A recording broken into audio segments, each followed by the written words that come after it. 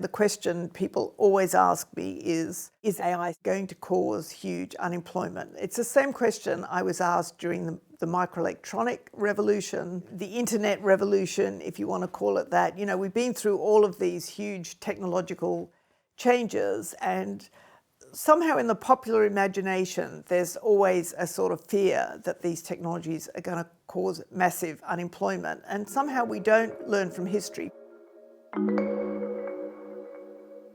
Welcome to LSE IQ, the podcast where we ask social scientists and other experts to answer one intelligent question. I'm Sophie Mallett from LSE's research team, and in this episode I ask, will AI free us from work? But this month, we're doing IQ a little differently, and I'll explain why. Earlier this year, in the depths of winter, on an incredibly rainy, wet, dark, and very London day, I sat down with Judy Wajcman, who we heard from at the start of the episode. She is currently LSE's Emeritus Professor of Sociology and a leading voice on technology and work. I was there to ask her the question, is AI really taking our jobs? For an incredible video we worked on this year, and more about how you can watch that later. But we ended up speaking about so much more. Judy gave me a rare look behind the scenes at how tech pitches in Silicon Valley actually go down. She revealed what really saves people time. Spoiler alert, it's not tech. And she told me about how a senior Apple executive boasted to her about a tech feature that totally misses the point. And you might be using it every day, because I know I do. So in today's episode, we're just going to let you listen in on that conversation. So come in out of the rain, into the room, the heating is cranked, and we started with the headlines. You know, the McKinseys of this world, those big consultancy firms that somehow relish putting out reports saying this many million jobs will be automated and lost, and it kind of creates panic in the population. It's a lot of traction, a lot of publicity, and I guess because it's simple, it's just saying there'll be automation. And it's much more complicated, actually. Look in detail about what's happening with jobs and how they're changing. People rarely look back at previous technological changes and draw lessons for the sort of current period of time. And there's lots of lessons we can draw. So from my point of view, the very best economists admit this, right? They speculate about what the possibilities could be, but they conclude that it's early days and we really don't know. And the debate tends to take the form of, you know, is it going to be automation in the sense of replacing jobs, or are these technologies going to complement jobs? So it's always this thing about replacement or augmentation. That's the kind of terms that are used. And when we look historically, what we see is that technological changes have brought great changes.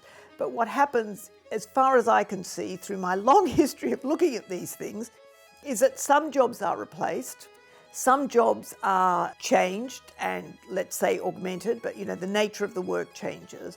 And lots of different kinds of jobs are created, and that all of those things go on, and at any point in time it's very hard to know which of those things is going to be the dominant thing. So there's lots of examples one can think of.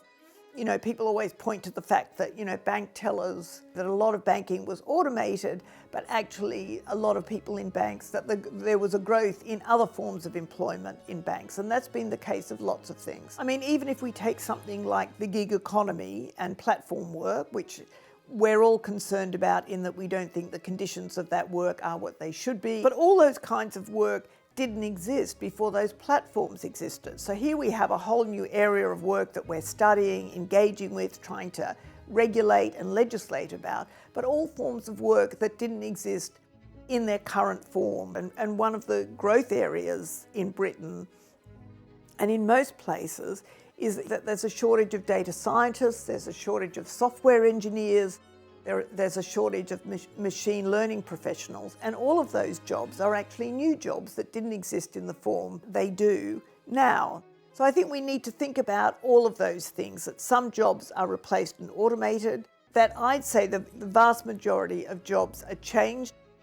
So Judy's point here is clear. History shows that technology rarely wipes out work entirely, it reshapes it. But there's no doubt that some jobs are being replaced. Just last month, Amazon, one of the richest companies in the world, cut 14,000 corporate jobs and pointed to AI as a reason for the layoffs. Elon Musk, everyone's favourite tech spokesman, has even gone so far as to say there will come a point where no job is needed. You can have a job if you want to have a job for sort of personal satisfaction, but the AI will be able to do everything. For my conversation with Judy, I'd printed out a few quotes as talking points, all from the most famous tech bros, and that was one of them. Let me know what you think of these quotes.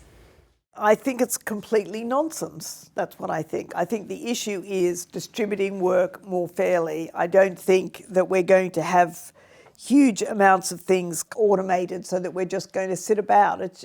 I don't even know where to start with this. Actually, that's the truth. How can these people who kind of validate working long hours more than anyone, these people who say we do amazing creative work, we do genius work, we want to work all the time because the work is so enjoyable and interesting and amazing. How can these people think about other people not having access to interesting, enjoyable work? What sort of notion kind of is that? Actually, for people's identity to feel like you're worth something in society and have an identity, I'm afraid in this society that we live in, having a job, having some work, having a kind of function is incredibly important to identity and shouldn't be denied people. And it's a weird thing for those people to tell us to live differently. Judy doesn't just study these trends from afar. She's spent years inside the tech world, including time at Stanford. She's conducted research into Silicon Valley culture itself.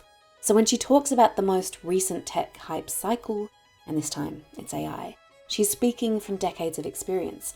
But the problem for me as a producer was that she has so much research, and I'd spent a lot of those short, wintry days before the shoot bundled up in layers, wrapped up with Judy's research, watching videos, listening to podcasts, reading interviews, published books, chapters, research papers, and there was just a lot of it. But something kept on coming up, a recurring focus on design and who gets to design.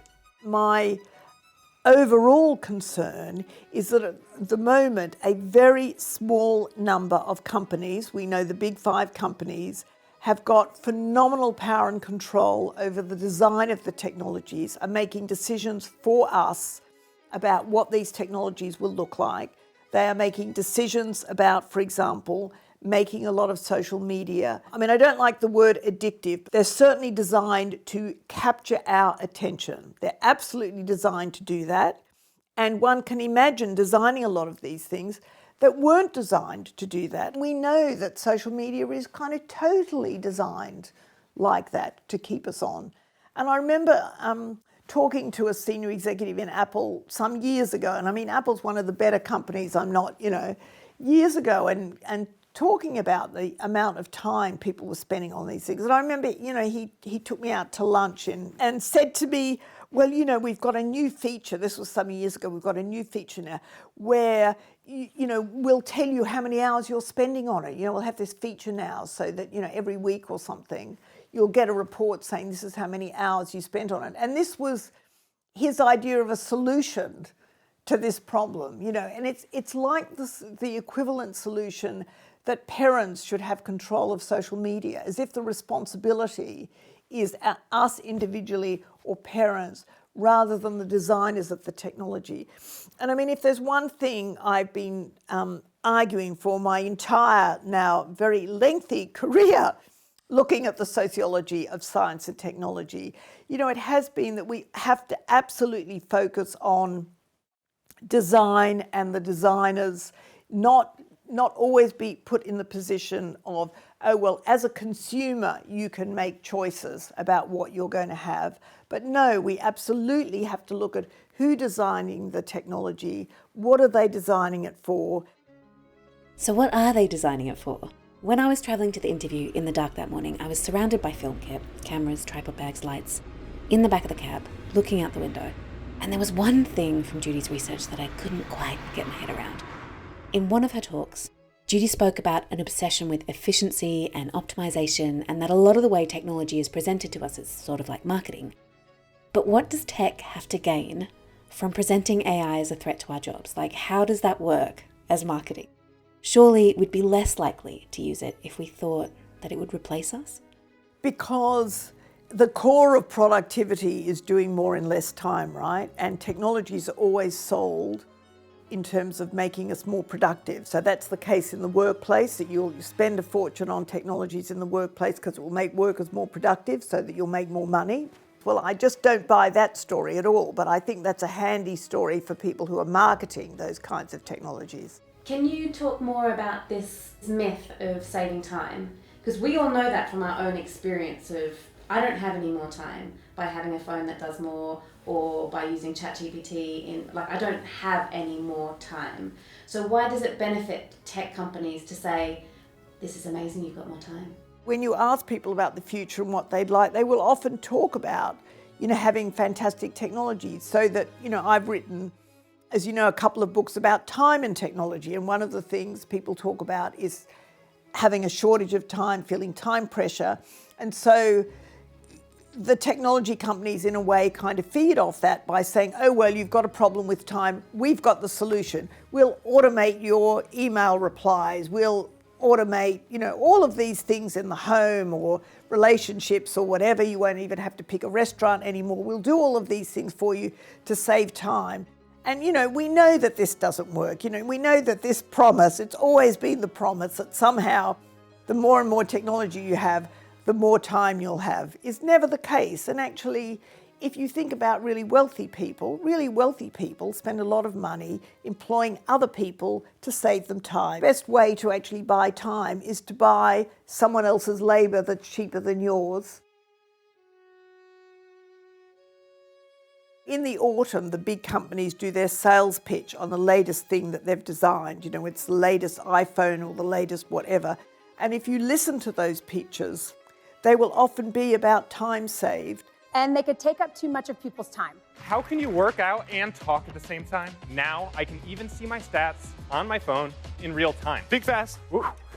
And part of the presentation, which I find kind of ironic myself, is that often the narrative is all of these things will save you time so that you can save time, so that you can use your own time more wisely. It's always like, these things are mundane. It's also that what tasks are seen as mundane and valuable and what aren't. And there's a notion that some kinds of activities aren't really worth doing, that it would be better to automate them. And that will leave you to do things with your time that are better, that are a wiser use of your time. And in that story is an amazing amount of kind of value-laden assumptions about what are good activities to do, what are valuable activities to do, or activities that it would be just as well to automate. And I think we need to kind of question a lot of those assumptions. One of the things I wrote about in my book, and I was thinking about it a lot because my mother at the time was still alive, but in a nursing home, and there was a lot of discussion about using AI assistants in homes. And I was kind of, and she had a bit of dementia. This is a common thing for people my age. And I was writing about time at the time, one of my topics. And I remembered just observing lots of, it was particularly daughters, but sitting in the nursing home like I was sitting there and not doing a lot, but just kind of giving time. I don't know what you want to call it, but but that somehow just being there, which is using time in a way, that kind of being there time is a kind of time that absolutely has got nothing to do with technology, that can't be automated, and that in a way is incredibly precious time. And how does one even start thinking about what one would do with that time? But yet that is the sort of time that you don't see much discussion of. I was in Stanford once. I was at a little workshop that was literally called Coding for Care, believe it or not. And at lunchtime, which is often the case in, these sort of things at Stanford, people come and try and, do pitches for their products. We had a series of people who came to pitch something, And I remember these guys pitching. It was basically a surveillance technology. Of course, they didn't talk about it like that, but they said, they could be sitting, in Palo Alto or, wherever it was, at their company and watching what their mother was doing at home, because they'd have fantastically good technology in her house. And so if she fell over or something, they would immediately be able to see what was happening in the home. And A lot of us sitting there said, but this is kind of surveillance technology, like you've got to look at her in every room in the house, even in the bathroom, or, like we're raising questions kind of about this, and also about the fact that it was completely an individualised model of kind of care. But what about collective care? I mean, is the only model that older people will be on their own in a house? Like, might there not be a better collective solution to kind of this problem? So even something like that, it's like, how you think about the problem, how you kind of conceptualize a problem is important before you then think about, well, what kinds of technologies would be solutions to those problems. And I think a lot of the technologies we get at the moment are in a way looking to solve something that doesn't exist or that shouldn't exist in the way that it currently does, kind of looking for applications, that there's technologies with capacities, so let's look at applications for these things rather than starting with genuine social needs and social problems and then designing the technologies in relation to those. Judy's point is really striking. So much of what we see in tech isn't about solving real social problems, it's about finding uses for capabilities that already exist. But that does not mean she dismisses AI altogether. In fact, she saw enormous promise in some areas, and that's where our conversation turned next. This technological revolution will do amazing things. Absolutely. Do I want cancer diagnosis to improve? Do I want AI to be used for scans and apparently be much more accurate than humans? Do I want them to be, there's all kinds of medical diagnostic, energy applications. There are myriad ways in which these technologies will improve our lives, medical lives, energy. Absolutely. My worry is that, people think about these technologies as being the same thing and don't think about, well, this technology is terrific for this. It'll be terrific for diagnostics. It will be terrific for measuring energy. It won't be terrific for educating kids at school. I really don't think it will be terrific for that. I don't think it will be terrific as companions, as substitute companions for us, rather than having communities. I don't think it will be terrific to have automated robotics in nursing homes, substituting for nurses. So we need to have a much more nuanced conversation, and that's always been the case with technology. And I've always sort of said, as a labour scholar, what kinds of work do we want automated and what kinds of work don't we want automated? We wouldn't actually want to put our kids into a nursery knowing that it was only machines that were interacting with them. Nobody would think that was a great idea. But actually it is the end point of thinking that these AIs will be kind of companions. So I think we really need to kind of think more carefully about what we want to use the technology for. What I took from this is that AI is not some homogeneous monolith that we can describe as good or bad. It's a set of tools with very different strengths, different limits. There's huge potential in areas like healthcare and energy, but I get that there should be caution in assuming it can do everything. And that's why I wanted to put a bold claim to her. We were absolutely running out of time on the shoot because the intense wind and rain attacking the windows was starting to get in the way of our sound, but I just had time to hand her another printed out quote. It was from Geoffrey Hinton, someone often called the godfather of AI, who in 2025 said, "Almost everybody I know who's an expert on AI believes that they will exceed human intelligence. It's just a question of when." You're shaking your head. I'm shaking my head. There's been a lot of discussion again by the kind of tech bros, if I can call them that, about artificial intelligence getting to the point where it will be more intelligent than human beings. And actually, it's already kind of out of date because actually the limits of these technologies are all too patent to all of us. At the moment, there's problems with even designing algorithms that aren't gender biased, race biased, age biased, cultural biased. There are so many problems with a lot of these technologies. There are so many so-called hallucinations, as they call them, which is that these technologies actually are not accurate, that it's so far from any notion of human intelligence. And also, even the notion of human intelligence, as a sociologist, that this has been debated forever, like what is intelligence, how culturally specific is it, and that a lot of the technical discussion sees intelligence as something that's individual and not collective, that it's something that we do together and in fact is not simply functional, that there are lots of different kinds of intelligence like psychological intelligence and emotional intelligence. And I always say to people, actually, these are not the people I think are the most intelligent in the world to be telling me that these machines are going to be smarter than us. If you'd like to watch Judy's video on whether AI is really taking our jobs, head to LSE's YouTube or any of our social channels. This episode was written and produced by me, Sophie Mallett, with script development by Anna Bevan and editing by Mike Wilkerson. And if you enjoy IQ, please leave us a review to help other people discover the podcast. Join us next month when Charlotte Kellaway asks, will the next world war be a cyber war? Hi, I'm Ade, Centre Manager of the LSE Phelan United States Centre.